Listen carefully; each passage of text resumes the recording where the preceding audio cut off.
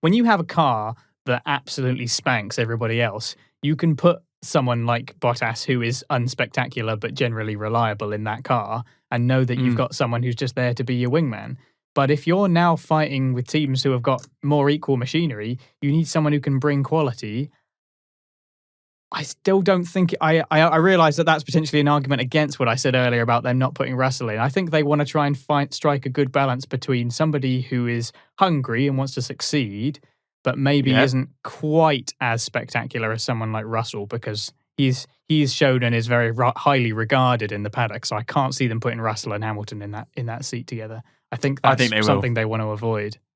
If they do, that would be amazing. If they do, that would be amazing. I'd love to see that. But they'll just have to manage it. They'll just have to manage it like every other team has had to manage two controversial drivers. Look at Force India back in the day when those cars were touching every single race. The two Hasses when those cars, Roman and Kevin Magnussen were touching every single race. It's, you can have two really racy drivers and hungry for the wins, but you just need the management in place to say no when to say no and make sure they keep it clean. And then, there'll need to be massive consequences when they don't.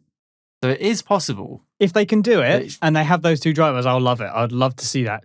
Two British drivers as well fighting one another. That'd be fantastic. But in a German car. In a German car. But basically a British team, let's face it. Yeah, basically, yeah. They're based in Britain. Most of their people in the staff seem to be British. So basically a British team, really. What this conversation does, it just highlights actually later on in the season when we're maybe at the mid-season break or the summer break and we're starting to get these contract negotiations going into next year.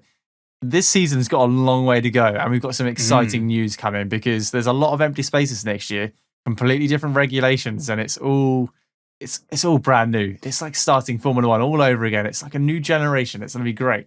Makes me think of the episode we did about bold predictions. Remember when I said Bottas would finish behind both Red Bulls?